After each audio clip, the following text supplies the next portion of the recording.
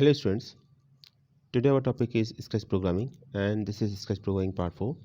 In this lecture we are going to discuss some control blocks used in Scratch programming. So let's start. So students different blocks दे रखे हैं आपके और आज हम इसमें से एक ब्लॉक डिस्कस करेंगे कंट्रोल ब्लॉक. इसमें जो आपकी कंट्रोल ब्लॉक्स को लूप ब्लॉक्स भी बोला जाता है, इटरेशन ब्लॉक्स भी बोला जाता है क्योंकि इसमें जिसमें आप देख पा रहे हैं. चलिए उसको डिस्कस करने से पहले हम इस पैड को चेंज कर लेते हैं, एरो लेते हैं एक. ठीक है, कैट को हटा देते हैं क्योंकि ज्योमेट्रिकल फिगर ड्रॉ करने के लिए आई थिंक एरो का साइन ज़्यादा सुटेबल है एज़ कम्पेयर टू अदर. तो कंट्रोल ब्लॉक की बात कर रहे थे हम. कंट्रोल ब्लॉक्स में आप जैसा देख पा रहे हैं कि आपको अगर कुछ इंस्ट्रक्शंस को certain number of times repeat करना होता है या फिर infinite number of times repeat करना होता है तो हम कंट्रोल ब्लॉक्स की हेल्प लेते हैं. और यहाँ ये जो आप देख पा रहे हैं ये डिफरेंट ब्लॉक दे रखे हैं, इनमें से किसी को भी एक को भी हम यूज़ कर सकते हैं. तो इसमें से कुछ तो कंट्रोल ब्लॉक्स में की कैटेगरी में आते हैं और कुछ सिलेक्शन के लिए यूज़ किए जाते हैं कंडीशन बेस्ड. तो हम एक एक करके बात करेंगे. सबसे पहले तो हम एक प्रोग्राम के थ्रू समझने की कोशिश करेंगे. तो हमको एक ऑप्शन लेना पड़ेगा व्हेन फ्लैग क्लिक्ड और इसमें से के बाद कंट्रोल में से हम रिपीट को सेलेक्ट कर लेते हैं. अब जैसा इसका नेम है रिपीट, इट मीन्स आपको इंस्ट्रक्शन को certain number of times repeat करना है या आप चाहते हैं कि certain number of times repeat हो तो आप रिपीट कंट्रोल ब्लॉक का यूज़ कर सकते हैं. मैंने 2 इंस्ट्रक्शंस ली, एक मूव और एक टर्न. और मूव कराया 100 मान लीजिए और टर्न कराया मैंने 15. कोई भी एक एंगल ले लीजिए. ये देखिए आप याद होगा आपको कि रिपीट की हेल्प से ही हमने डिफरेंट पॉलीगन को ड्रॉ किया था. जैसे ट्राइंगल है, रेक्टेंगल है, सर्किल है, सर्किल को भी ड्रॉ किया था, पेंटागन, हेक्सागन, ये सब ड्रॉ किए थे. तो 365 4 ले लिया, रिपीट 10 ले लिया. आपको पता है क्या ड्रॉ होने जा रहा है, क्या ड्रॉ होगा, स्क्वायर ड्रॉ होगा क्योंकि 360 को 4 से डिवाइड किया गया है. ठीक है, ये मैंने लास्ट वीडियोस में ऑलरेडी डिस्कस कर चुका हूँ.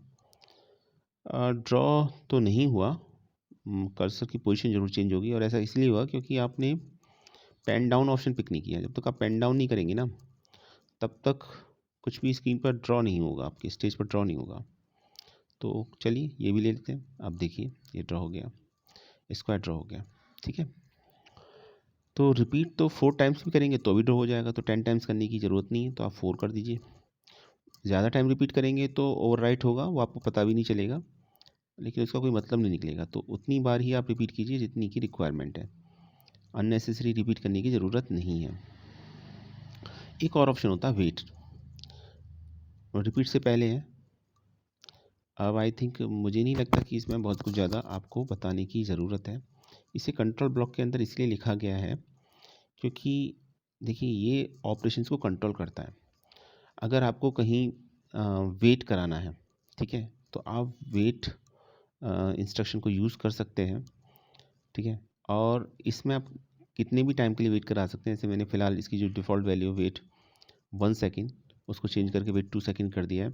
तो होगा ये कि ये अगर मैं इसको रिपीट का पार्ट बनाता हूँ तो पहले तो ये 200 स्टेप्स मूव करेगा फॉरवर्ड डायरेक्शन में.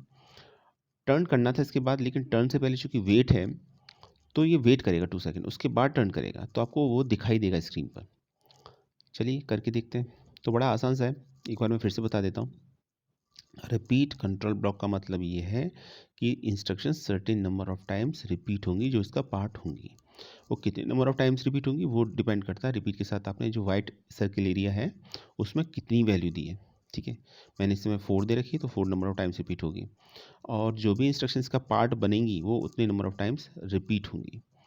तो फिलहाल 3 इंस्ट्रक्शंस हैं, मूव 200 स्टेप्स, वेट 2 सेकेंड और टर्न 365 4 डिग्री.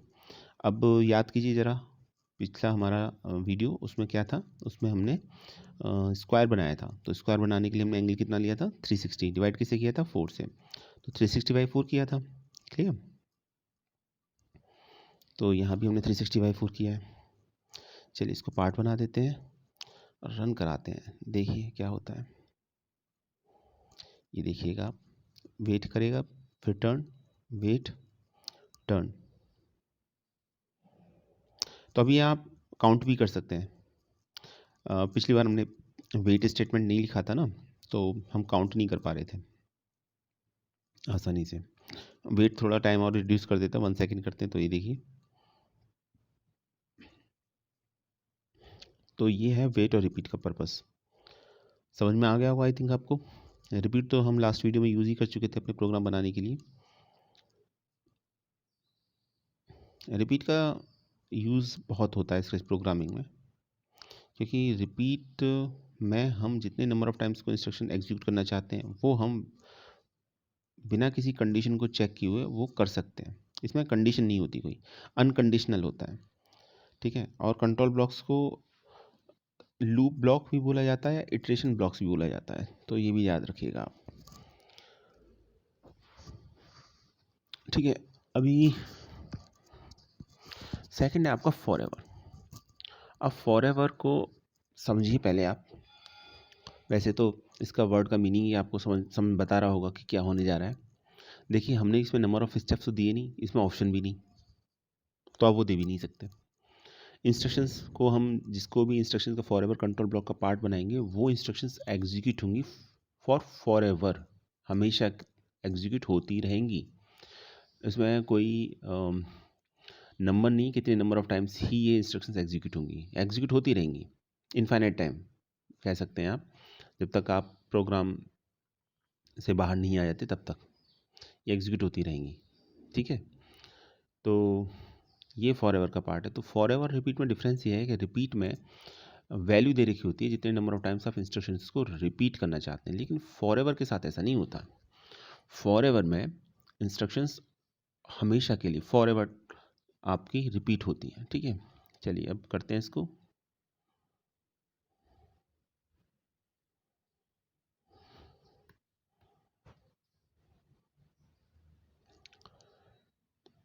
तो क्लियर हो गया आपको आई थिंक। एग्जीक्यूट करें इसको। प्रोग्राम किसका है ये? प्रोग्राम तो देखिए ये स्क्वायर का ही है, बनेगा अभी भी स्क्वायर, लेकिन स्क्वायर बनता रहेगा, रिपीट होता रहेगा, वैल्यू चेंज नहीं होगी, इसलिए कोई डिफरेंट स्क्वायर नहीं बनेगा, ठीक है। लेकिन ये जो कर्सर है ना, इसकी पोजीशन कंटिन्यूसली चेंज होती रहेगी, एरो की पोजीशन कंटिन्यूसली चेंज होती रहेगी, सॉरी, इसमें जो एरो है इस पैटर्न की पोजीशन कंटिन्यूसली चेंज होती रहेगी। ये देखिए, देखते रहिए अब ज़रा इसको, ये बंद ही नहीं होगा, चलता रहेगा। और ऐसा क्यों हो रहा है? ऐसा इसलिए हो रहा है क्योंकि आपने फॉरएवर यूज़ किया है। अब मैंने प्रोग्राम को ब्रेक कर दिया और फिर दोबारा एग्जीक्यूट किया। अब ये क्योंकि एक न्यू प्रोग्राम है इसके लिए, और पिछले वाले प्रोग्राम अब रन नहीं होगा, तो इस तरीके से।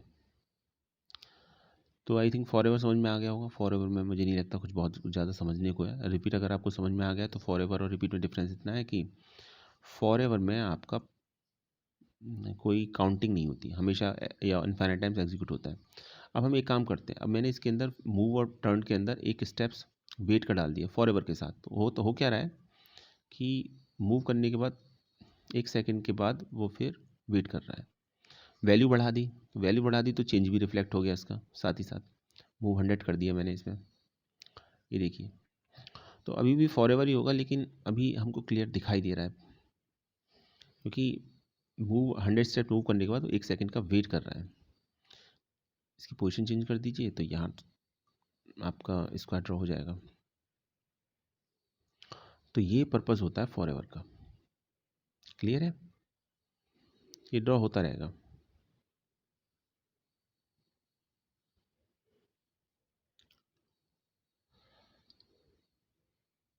चलिए, ये फॉरएवर भी हो गया आपको। अभी हम क्या काम करते हैं, हाँ, फॉरएवर हो गया, रिपीट हो गया, वेट हो गया आपका। तो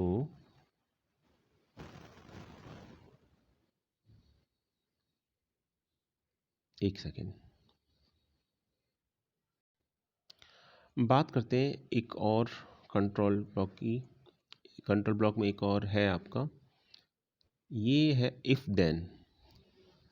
एक्चुअली ये यूज़ होता है सिलेक्शन के लिए। पर्टिकुलर स्टेटमेंट एग्जीक्यूट होगा या नहीं होगा। मतलब ये नहीं कि इसका आपने पार्ट बना दिया इसको तो ये एग्जीक्यूट होना ही होना, ऐसा नहीं है इसके साथ। ठीक है, तो पहले तो मैं आपको कुछ बात बताता हूँ इसके बारे में, उसके बाद हम आगे चलना स्टार्ट करेंगे। ठीक, इफ़ एंड देन,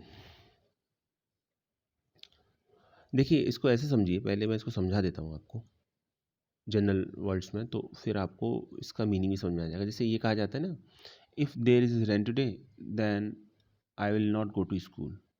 अगर आज बारिश होगी तो मैं स्कूल नहीं जाऊँगा।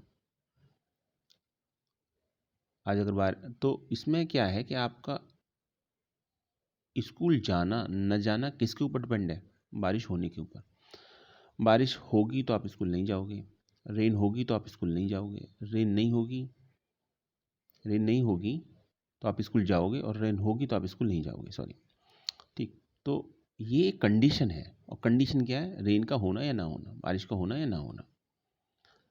तो आपका स्कूल जाना इस बात पर डिपेंड करता है कि रेन है या नहीं है, बारिश है या नहीं है। ठीक है, क्लियर। ऐसे ही अब इसको समझिए, इफ एंड देन को, इफ के साथ हम देते हैं कंडीशन। अब कंडीशन देंगे तो कंडीशन तो या तो ट्रू होगी या फॉल्स होगी। कंडीशन का तो ये है, जैसे मैं आपसे सामने कोई भी कंडीशन दूं, मैं कहूँ 4 इज ग्रेटर देन 5, तो अब आप उसमें दो ही आंसर बता सकते हो, यस और नो। थर्ड तो नहीं बता सकते। ठीक है, ये तो नहीं कह सकते कि 4 इज ग्रेटर देन 5, आपने कहा 6, नहीं, नंबर तो नहीं आएगा आंसर, आंसर उसका ट्रू या फॉल्स में आएगा, यस और नो में ही आएगा। यानी कंडीशन या तो ट्रू होती है या फॉल्स होती है, कोई और ऑप्शन होता नहीं है। तो हम इफ के साथ देते हैं कंडीशन। अब अगर कंडीशन ट्रू होती है तो फिर क्या होता है, तो इफ कंडीशन और फिर उसके बाद लिखा हुआ देन, तो फिर इस ब्लॉक के अंदर जो भी इंस्ट्रक्शंस आपने लिखी हैं वो एग्जीक्यूट होंगी। लेकिन अगर कंडीशन फॉल्स पाई जाती है तो इसके अंदर लिखी हुई कोई भी इंस्ट्रक्शन, ब्लॉक स्टेटमेंट के इस कंट्रोल ब्लॉक के अंदर या इफ ब्लॉक के अंदर लिखी हुई कोई भी स्टेटमेंट आपका फिर एग्जीक्यूट नहीं होगा। ठीक है, यानी कि स्टेटमेंट का इफ ब्लॉक के अंदर लिखने का मतलब तभी बैठता है, उनका एग्जीक्यूशन तभी पॉसिबल है जब कंडीशन ट्रू होगी। अगर कंडीशन फॉल्स पाई जाती है तो एग्जीक्यूट नहीं होंगे वो। जैसे मैंने यहाँ पे एक कंडीशन दे दी, अब आप कहेंगे कि सर इसमें कंडीशन कैसे देंगे। देखिए कंडीशन दी जाती है सेंसिंग ब्लॉक में, डिफरेंट कंडीशंस दे रखी होती हैं, हम कंडीशन मेनली वहीं से पिक करते हैं। तो जैसे मैंने यहाँ से कंडीशन पिक कर ली, टचिंग एज। ठीक है, टचिंग एज। अब ये टचिंग एज का क्या मतलब है, टचिंग एज का मतलब ये है कि ये जो बाउंड्री है ना इसकी स्टेज की, अगर ये इसको टच करता है तो क्या होगा। तो फिर अगर ऐसा हो रहा है तो देन के बाद जो भी आप इंस्ट्रक्शन इसका पार्ट बनाएंगे ब्लॉक का, वो एग्जीक्यूट होंगी, अदरवाइज ये एग्जीक्यूट नहीं होंगी। चलिए करके देखते हैं और समझ में आ जाएगा। तो ये तो दे दी मैंने कंडीशन, कंडीशन दे दी इफ़ टचिंग एज, और फिर इसके बाद मोशन के अंदर गए, मोशन के अंदर मैंने लिख दिया गो टू 0 0। अब ये 0 0 क्या है, ये एक्स और वाई कोऑर्डिनेट्स की वैल्यू है। तो आप जानते हैं कोऑर्डिनेट सिस्टम, आप जानते हैं एक्स जीरो वाई जीरो का मतलब इस केस में सेंटर होगा, सेंटर ऑफ द स्क्रीन। आप स्क्रीन के बिल्कुल सेंटर पहुंच जाओगे। और एक और हम लेते हैं, लुक्स में लेते हैं, से हेलो फॉर 2 सेकेंड्स, इसको पार्ट बना देते हैं इसका। ठीक है, क्लियर है। तो मतलब यह है कि अगर ऐसा होता है कि एज टच करती है तो ये जो आपका एरो का सिंबल है ये इस स्क्रीन के कोऑर्डिनेट सिस्टम में 0 0 पर इसकी लोकेशन शो करेगा, और वहाँ एक मैसेज भी प्रिंट करेगा 2 सेकंड के लिए, हेलो। क्लियर है। तो ये तो सिर्फ इफ वाला पार्ट हुआ। इसको प्रोग्राम बनाने के लिए वैन फ्लैग सेलेक्ट किया हमने। इसके बाद पेन में जाएंगे, क्लियर ले लेते हैं, एक पेन डाउन ले लेते हैं। ठीक है, और एक मूव भी ले लेते हैं, मूव 10 स्टेप्स।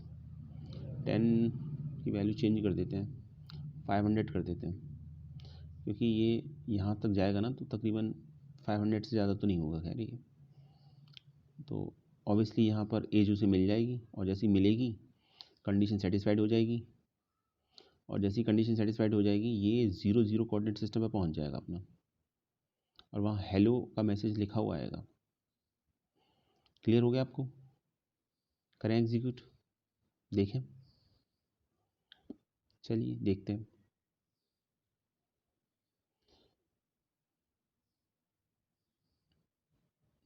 एक बात और समझ लीजिएगा इसको, आप इसके कोऑर्डिनेट पता लगाने चाह रहे हैं तो देखिए टॉप लेफ्ट कॉर्नर पे इसके कोऑर्डिनेट लिखे आ रहे हैं, फिलहाल करंट एक्स और वाई की वैल्यू लिखी आ रही है, ठीक है। तो ये आप पता कर सकते हैं यहाँ से भी, और जब ये सेंटर पर पहुँच जाएगा तो इसकी वैल्यू आप देखिएगा 0 0 हो जाएगी, क्योंकि एक्स जो सेंटर ऑफ द स्क्रीन है वो आपका कोऑर्डिनेट सिस्टम है 0 0 होता है आपका। तो ये बात ध्यान रखिएगा आप। तो ये एडवांटेज रहता है इफ़ देन का। तो इफ़ में पर्टिकुलरली इफ़ को हम बोला जाता है कि ये एक तरीके से सिलेक्शन बताता है, सिलेक्शन कैटेगरी में आता है, यानी यहाँ स्टेटमेंट का पर्टिकुलर एक क्राइटेरिया होता है कि इस क्राइटेरिया को अगर वो फुलफिल करेगा तो स्टेटमेंट एग्जीक्यूट होंगे, नहीं तो नहीं होंगे। और ये क्राइटेरिया देते हैं हम इफ़ के अंदर, हम इफ़ के अंदर जो क्राइटेरिया देंगे उसी के अकॉर्डिंग होगा। ये देखिए एग्जीक्यूट कराया मैंने, ये देखिए। अब ज़रा इसमें आप नोटिस कीजिए दो बातें। पहले तो टॉप लेफ्ट कॉर्नर पे जाइए और देखिए एक्स और वाई की वैल्यू क्या दे रखी है, क्या दे रखा है, x0 y0। और ऐसा क्यों दे रखा है एक्स, इसलिए ऐसा दे रखा है क्योंकि मैंने स्टेटमेंट जो यूज़ किया है ना इसके अंदर, वो दिया है गो टू x0 y0, यानी कि आप x0 y0 पर इसको शिफ्ट कर देना है आपको। अगर ये कंडीशन ट्रू होती है तो वो हो भी रहा है। और हेलो बोल रहे हैं इसको 2 सेकंड के लिए, 2 सेकंड के लिए हेलो बोलेगा, फिर ये हट जाएगा अपने आप हेलो इसका। तो एक ही है, ठीक है। क्लियर हो गया आपको? आपको लग रहा होगा हेलो तो बोला नहीं, बोला था 2 सेकंड के लिए। एक बार और एग्जीक्यूट करके देख लेते हैं और क्लियर हो जाएगा आपको। ये देखिए हट जाएगा 2 सेकंड के बाद, आफ्टर 2 सेकंड हेलो हट जाएगा, क्योंकि आपने इस स्टेटमेंट में दे रखा है वेट हेलो फॉर 2 सेकंड्स। इसको इसकी जगह एक काम करते हैं, हम कुछ और लिखते हैं। तो लुक्स में जाएंगे और मैंने दे दिया थिंक, ये स्टेटमेंट दे दिया। अब देखिए ये देखिए एग्जीक्यूट कराते हैं। अब देखिए अभी मैसेज आता रहेगा कंटिन्यूसली। क्लियर हो गया? लुक्स में जो ब्लॉक है उसमें लुक से रिलेटेड डिफरेंट ऑप्शंस अवेलेबल होते हैं, आप उसमें सेलेक्ट कर लीजिए। मैसेज डिस्प्ले कराना होता है तो हम लुक्स को सेलेक्ट करते हैं, ठीक है। मेन जितने भी ब्लॉक्स हैं ना उसमें सबसे मेन कंट्रोल ब्लॉक को समझना है, इसलिए मैंने कंट्रोल ब्लॉक से स्टार्ट किया। बाकी तो जैसे जैसे आप स्क्रैच पढ़ते रहेंगे वैसे वैसे जो यूज़ होते रहेंगे तो आप भी समझते रहेंगे। और अब तक काफ़ी हमने यूज़ भी कर लिया है, ठीक है। अभी 2-3 वीडियो और बनेंगे स्क्रैच के, तो और भी आप स्टेटमेंट का यूटिलाइजेशन सीख जाएंगे किस तरीके से यूज़ होता है। तो ये हो गया आपका इफ़ एंड देन का। वहाँ मीनिंग बिल्कुल क्लियर है, इफ़ कंडीशन सेटिस्फाइड देन जो भी स्टेटमेंट दे रखे हैं वो एग्जीक्यूट होने ही होने हैं आपके। तो ये होता है इफ़ एंड देन का मतलब। तो एक तो हो गया इफ़ एंड देन, अच्छा ठीक है। एक स्टेटमेंट और होता है और वो होता है आपका, इसके बाद ही देखिए आप, इफ़ देन एल्स। अब इसका क्या मतलब है इसको समझ लीजिए आप। इसका मतलब ये है, इफ़ एंड देन का तो हम ऑलरेडी मतलब जानते हैं, अभी हमने किया भी है उसको। ये इसमें एक फैसिलिटी और ऐड कर देता है, वो है एल्स की। देखिए मैंने अभी थोड़ी देर पहले आपको बताया, जब मैंने इफ़ एंड देन बताया कि कंडीशन अगर सेटिस्फाइड होगी तो जो भी ब्लॉक के स्टेटमेंट, जो भी स्टेटमेंट ब्लॉक का पार्ट है वो एग्जीक्यूट होंगे। क्लियर? लेकिन अगर वो फॉल्स होगी तो कुछ भी एग्जीक्यूट नहीं होगा, क्योंकि कंडीशन सेटिस्फाइड ही नहीं हुई। तो इस जो कमी को पूरा करता है आपका if then else. If then else में क्या है कि आपने कंडीशन दी, कंडीशन सेटिस्फाइड हुई तो इफ़ एंड देन के बाद जो स्टेटमेंट है वो एग्जीक्यूट होंगे।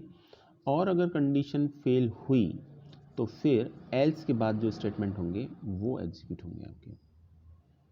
तो वो ऑप्शन एल्स में आ जाता है, तो वो भी करके देखते हैं। अब देखिए मैंने इफ वाला पार्ट तो सेम ही रखा है इसमें, एल्स वाला में कुछ इसको हटा देते हैं, एल्स में और इंस्ट्रक्शन दे देते हैं कोई एक और, तो अगर कंडीशन फेल होती है तो फिर वो एल्स वाला पार्ट रन होगा। तो मैंने दे दिया टर्न वाला पार्ट दे दिया इसके अंदर। तो अगर कंडीशन फेल हुई ना तो ये 90 डिग्री टर्न कर जाएगा एंटी क्लॉकवाइज। क्लियर है? अच्छा चलिए,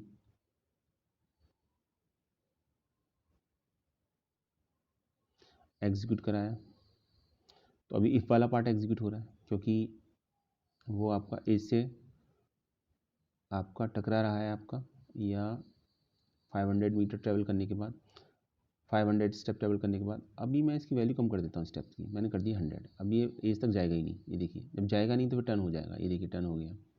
क्यों? क्योंकि अब एल्स वाला पार्ट एग्जीक्यूट हो रहा है, कंडीशन होगी फेल इफ वाली, और जब इफ वाली कंडीशन फेल हो जाएगी तो उसके स्टेटमेंट एग्जीक्यूट होंगे नहीं, तो फिर आपका एल्स वाला एग्जीक्यूट होगा। क्लियर? इसको और समझने के लिए हम एक काम करते हैं, एल्स में एक स्टेटमेंट और बढ़ा देते हैं, मूव बढ़ा देते हैं, मूव, तो ये मूव भी होगा। ठीक है, और एक काम कर देते हैं, इसको पॉइंट इन डायरेक्शन कर देते हैं, पॉइंट इन डायरेक्शन करने से सही रहेगा। 100 कर दिया, थोड़ा सा इसको आपको 90 कर दें तो ज़्यादा सही रहेगा आई थिंक।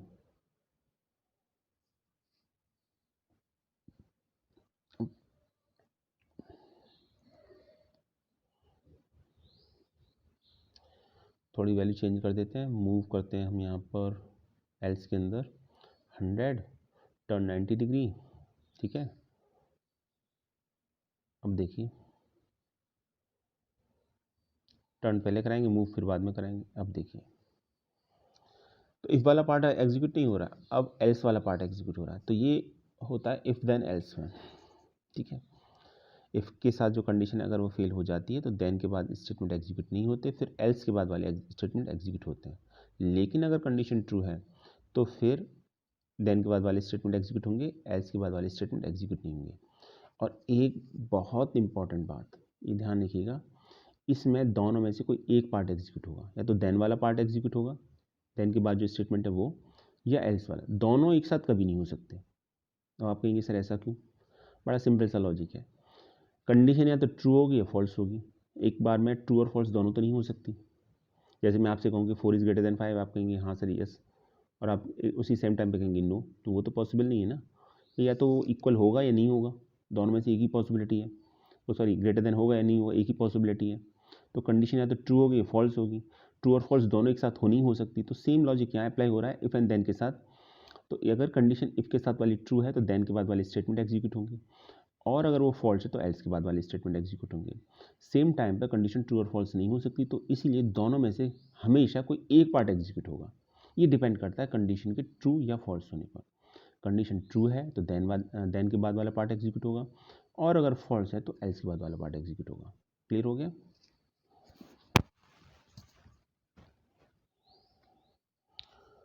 तो ये था एक।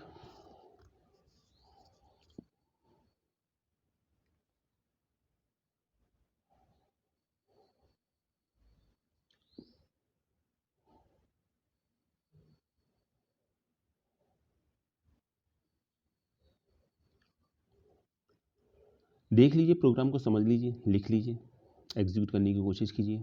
सॉफ्टवेयर मैंने कल आपको भेज दिया था, स्केच 2, आप हायर वर्जन भी इंस्टॉल कर सकते हैं, और बुक में यही दे रखा है तो फिर यही ठीक है। ठीक है, तो डाउनलोड कर लीजिए अगर आपने डाउनलोड नहीं किया है तो। ठीक है, मोबाइल में एप्लीकेशन नहीं है वो, आप उसे इंस्टॉल करने की कोशिश करें वहाँ पर।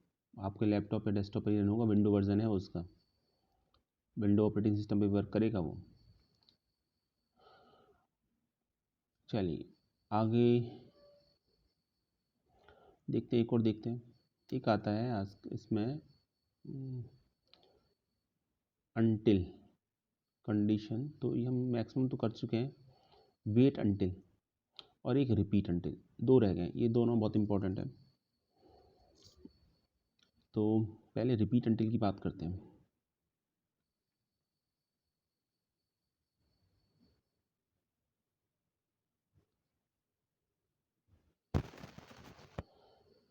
रिपीट अंटिल और वेट अंटिल, ठीक है। चलिए,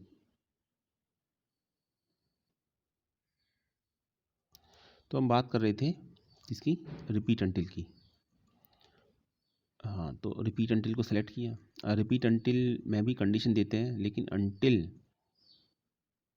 अंटिल के बाद हम जो कंडीशन देंगे ना, उसका मतलब क्या होता है पहले वो समझ लीजिए आप। जैसे मैंने एक कंडीशन दे दी अंटिल टचिंग एज, ठीक है। तो इसका अगर हम कंपेरिजन करें इफ देन के साथ, तो देखिए, तो कॉन्सेप्ट बड़ा सिंपल सा है।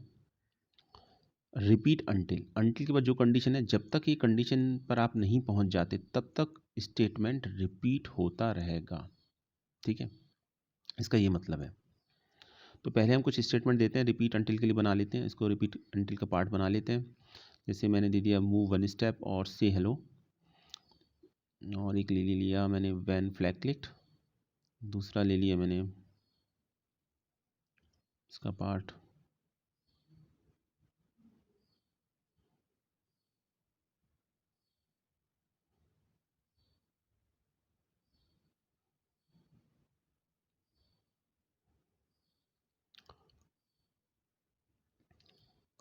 क्लियर ले लिया, पेन डाउन ले लिया,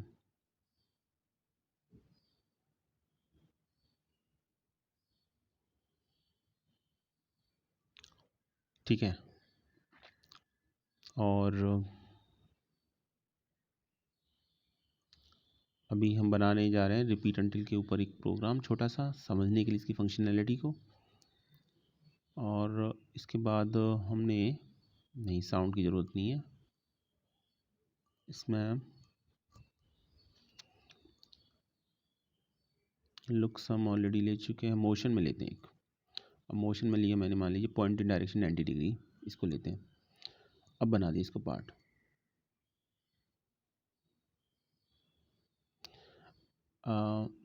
एक ये देखिए, ये क्या कर रहा है, इसको समझिए, पहले देख लीजिए पहले प्रोग्राम का आउटपुट, फिर मैं समझाता हूँ ऐसा हो क्यों रहा है।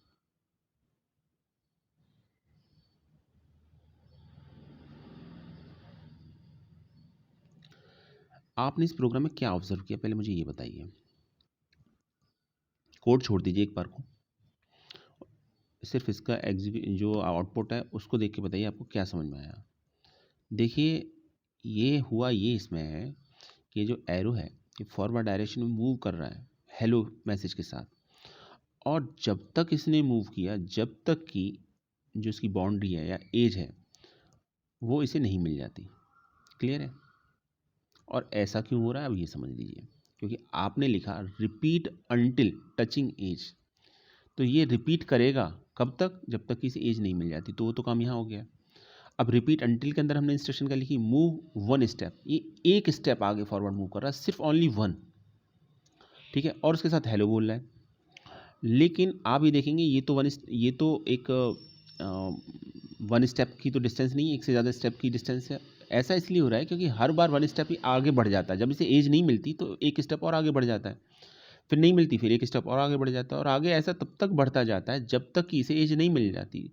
क्योंकि आपने जो ब्लॉक यूज़ किया वो यूज़ किया रिपीट अंटिल। तो जब तक रिपीट अंटिल में वो आपकी कंडीशन आपको मैच नहीं कर जाती, तब तक ये अपने आप को रिपीट करता रहेगा, उतने जो भी इसके अंदर इंस्ट्रक्शंस हैं वो रिपीट होती रहेंगी। तो इसीलिए ये इस तरीके से आउटपुट इसका आ रहा है। आई थिंक क्लियर हो गया होगा आपको।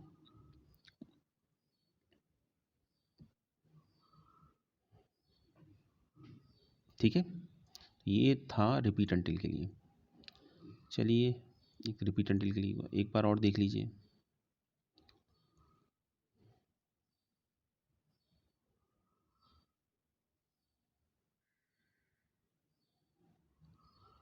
ये हो गया रिपीट अंटिल के लिए, ठीक है। ये तो रिपीट अंटिल हो गया। अब एक और ऑप्शन था मेन इसका जो बचा था, बताना था आपको, वो क्या है। वो जाते हैं कंट्रोल के अंदर और कंट्रोल में जाते हैं हम, और वो देखते हैं, वो है आपका वेट अंटिल। तो ये वेट करेगा जब तक कि कोई पर्टिकुलर कंडीशन सेटिस्फाइड नहीं हो जाती, वो कंडीशन हम सेलेक्ट करते हैं, एक कंडीशन ले लेते हैं, जैसे मैंने सर कंडीशन ली सेंसिंग के अंदर से की स्पेस प्रेस, तो ये तब तक वेट करेगा जब तक कि स्पेस की आप प्रेस नहीं कर देते, तब तक वेट करेगा, ये वेट करता रहेगा तब तक। तो ये रिपीट से पहले लगा दी मैंने, तो प्रोग्राम वही था लेकिन वेट की कंडीशन ने लगा दी मैंने। तो मैं एग्जीक्यूट करूँगा लेकिन जब तक स्पेस की नहीं दबाऊँगा, प्रेस नहीं करूँगा, तब तक ही आप की को चेंज भी कर सकते हैं, मैंने बाई डिफ़ॉल्ट इसकी वैल्यू ली है स्पेस, तब तक ये आगे नहीं बढ़ेगा। स्पेस की आपको प्रेस करना ही होगा, ठीक है।